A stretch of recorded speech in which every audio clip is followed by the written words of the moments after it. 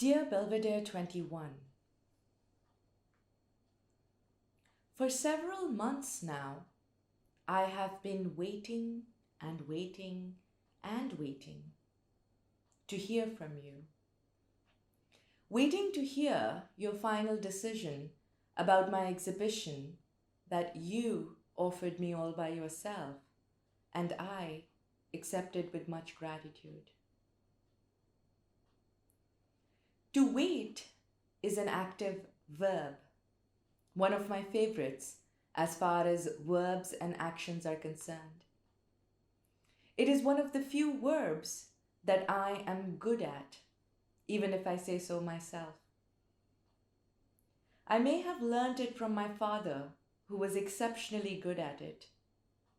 I have observed him practice and perfect it over years, like a craft.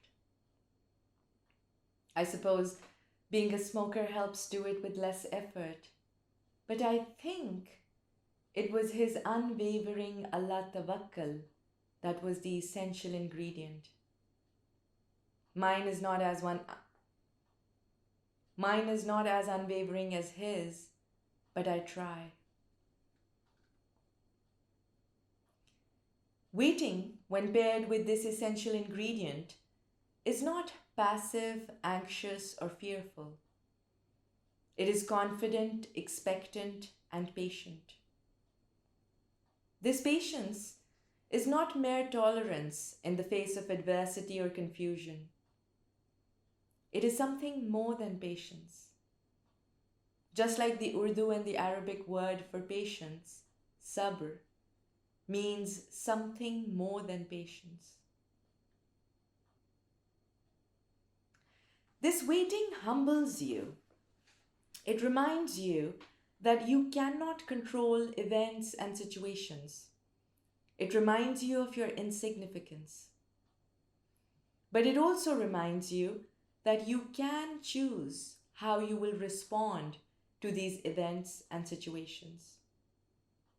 And in that choice, no matter how small it may seem, lies the thing that truly matters.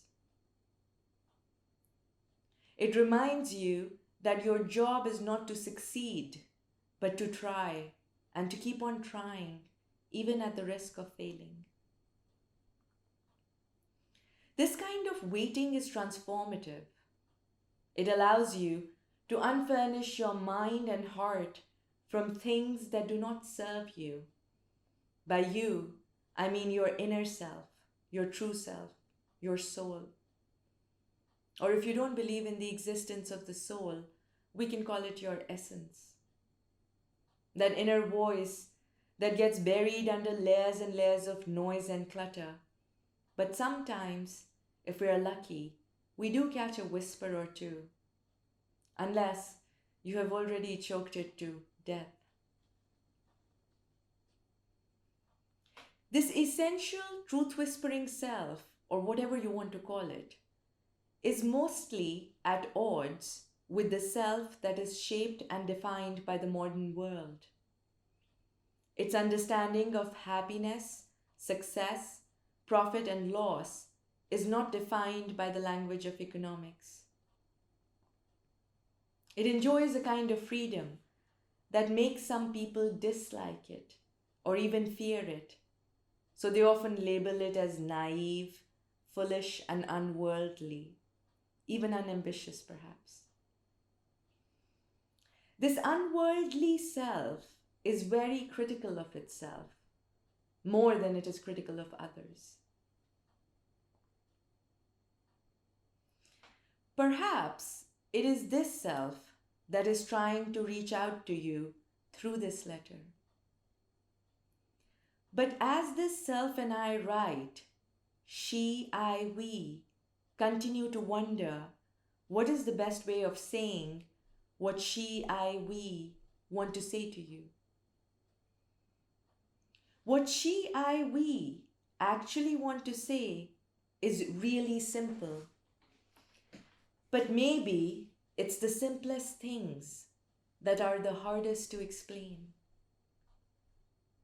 It becomes even harder when all the words that she, I, we have ever used to think, to speak, to express are losing their meaning at such an unprecedented speed.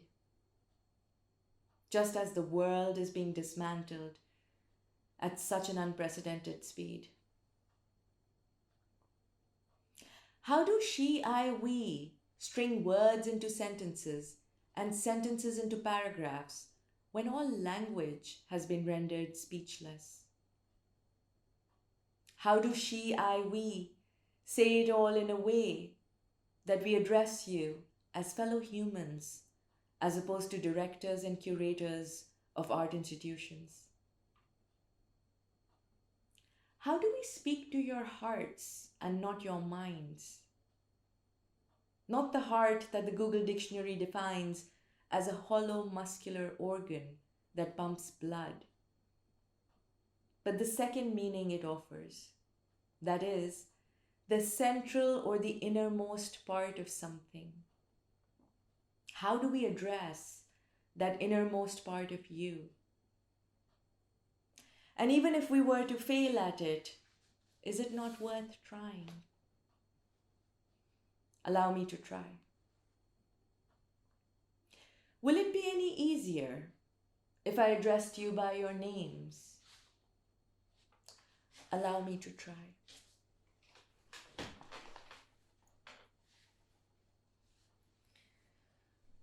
Dear Stella, Christiana, and Louisa, as well as members of the jury for the Belvedere Art Award 2024 copied to this letter. Firstly, I would like to use this opportunity to thank each of you for this very kind acknowledgement of my modest art practice. Thank you for granting me the Belvedere Art Award 2024. I'm most grateful to Annette Baldoff and Renate Lorenz, who nominated me for this award. It is indeed a rare blessing to come to a new country as a complete stranger and find yourself in the company of those who not only notice potential in your work and encourage it, but they actively nurture it. I'm extremely grateful to both of them for this act of kindness. To the jury, I extend my heartfelt thank you for the time and attention you so generously gifted to my portfolio. Your statement explaining your decision suggests a close reading of the work, and in this world where time has become a currency to be saved, spent, invested wisely, your attention to detail amidst 9 other very deserving and very extensive portfolios is a gift that cannot be taken for granted. I truly appreciate it. And thanks to Belvedere and Vendemy Projects for initiating this generous biennial art award. This award came with an added benefit, that is, to make new work for a solo exhibition at Belvedere 21, accompanied by a publication. For this incentive, to imagine and materialize a new body of work, I am genuinely grateful. Thank you. But gratitude should not be mistaken for indebtedness. And so, despite feeling genuinely grateful, I am writing to tell you, in the gentlest possible way, that I do not feel obliged to let you tell me what I can or cannot make work about. You cannot tell me that my work for the exhibition at Belvedere 21 cannot be about this or that geographical location or ethnic group. You cannot tell me that I cannot critique this or that colonial regime. You cannot tell me that I cannot include this or that text by this or that author in my work. You cannot tell me that I cannot invite this or that dancer to teach me this or that dance, because it might imply solidarity with this or that human.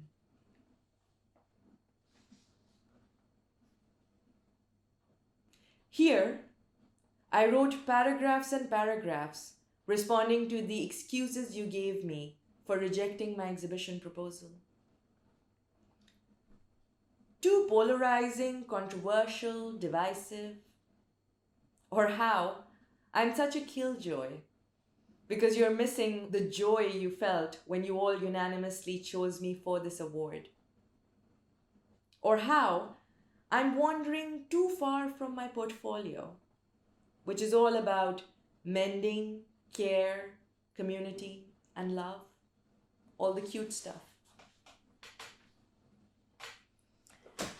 I wrote paragraphs and paragraphs of rhetorical questions about the role of art, the role of art institutions, and the role of language. I quoted my artist statement to highlight that words matter to me, that I do not use them as artistic or academic jargon for marketability. I drew parallels between my exhibition proposal and the claims I make about my practice. I quoted each of you from your statements, writings, and interviews to ask if words matter to you too. Do you mean them? These were all reasoned arguments, but reason and rationality seems futile in what Berger so accurately describes as the theater of indifference. So I deleted them.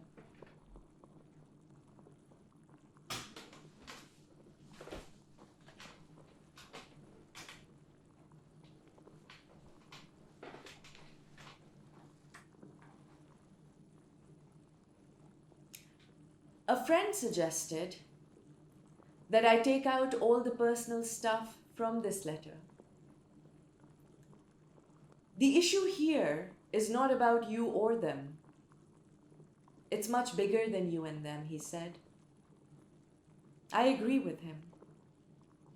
But this thing that is so much bigger than you and me, isn't it made up of many yous and many me's only?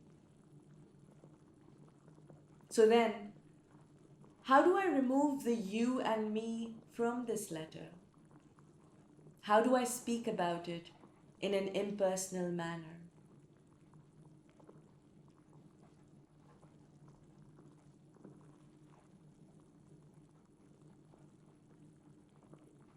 I understand. I fully understand that museums are primarily businesses, and for good business, they have to protect a facade of neutrality and ignore any moral obligation of art to reflect and to respond. I understand that you have been censoring and will continue to censor exhibitions, even if this freedom of artistic expression is a constitutional right according to Austrian law since 1982, apparently. I understand that in the eyes of certain institutions, some humans are less worthy of becoming the subject of an art exhibition. I understand, I fully understand, that human rights is a commodity that needs to be strictly rationed for certain identities.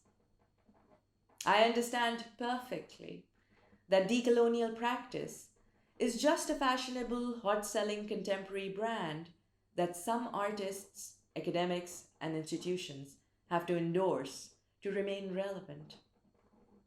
I understand that any critique of any colonial power is always and will continue to be not only forbidden but criminalized when it's ongoing. I understand that every oppression, every genocide is always dressed in reason, however absurd that reason might be. I completely understand that institutions have the obligation to see that absurdity only retrospectively and not when it's happening. I understand that institutions have to wait another 15 to 20 or maybe 100 years to speak about the absurdity of this one. I understand that sometimes it does take that long for some to feel responsible, guilty for the role they played. I fully understand that art institutions have to wait until it becomes profitable for them to host exhibitions and fund archives about this moment in history. Meaning, institutions have to wait for it to become history. I have read enough history to understand all of that. But what I don't understand is, how do the yous and the me's that make or unmake these institutions reconcile with it? How do you, I, we reconcile with the roles we each play in this thing that is so much bigger than you and I? Don't we all play a role even when we choose to look away or remain silent? Isn't it the everyday choices we make that reveal who we are and who we want to be? Aren't these the small acts of representation we commit in our everyday lives that bring us closer to or farther away from the promises we make?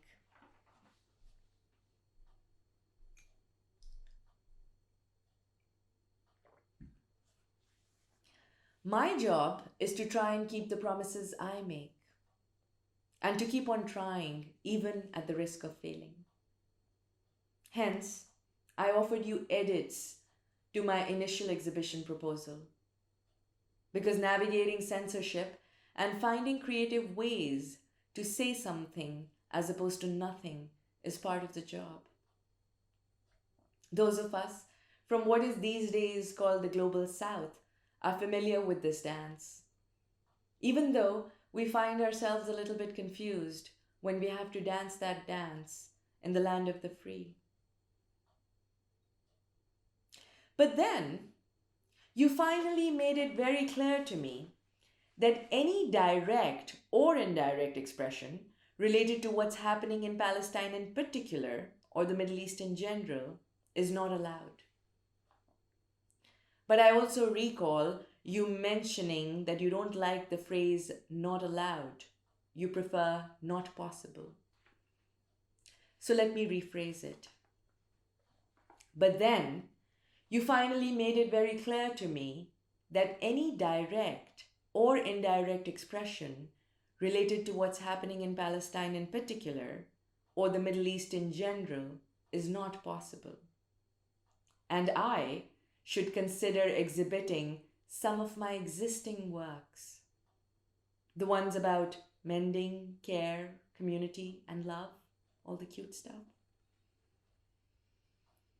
So now I have to choose between staying silent about this century's worst, most horrific man-made crisis while witnessing it live every single day, and remain unaffected by the most nonsensical justifications spat out by those committing and enabling these crimes, or refuse to have an exhibition at your museum. The choice couldn't be simpler. I refuse. I refuse to participate in this exhibition. I refuse to censor myself in exchange for a solo exhibition at a so-called prestigious museum. I refuse, even if my refusal will change nothing.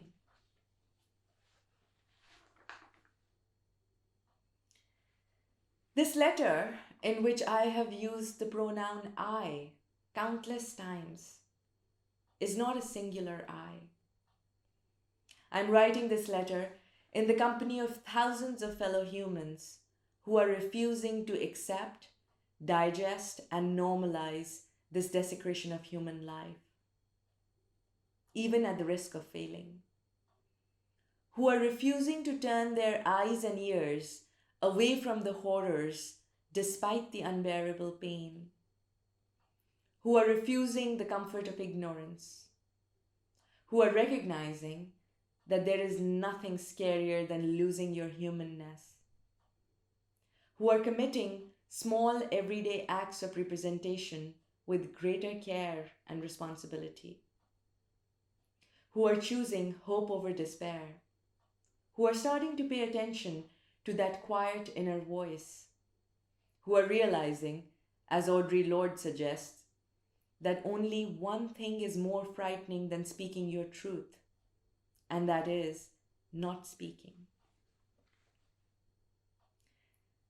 This non-solo letter is also being written in the company of friends who have been with me every step of this entire soap opera. From celebrating the award to brainstorming ideas for the exhibition, and then providing me the best counsel as I write this letter. These friends are a true blessing, especially the ones who don't necessarily affirm and validate my thoughts, opinions, and choices. They also call me out on my bullshit.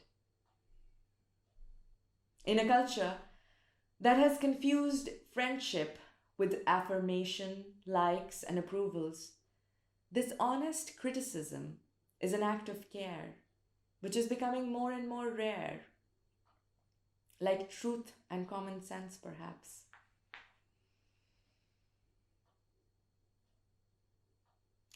I have to go now. Some of these above-mentioned friends are coming for dinner, and we have a party to start. But before I go, I want to wish you all lots of good luck with finding a replacement artist or artists to fill this now vacant exhibition space. I'm sure you'll find someone who can offer you a more palatable escape from the real world. And I also wish you good luck with waiting for all of this to become history.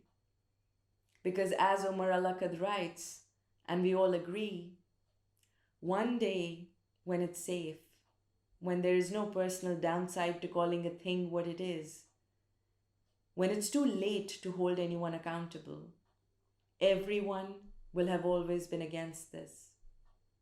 Till then, R.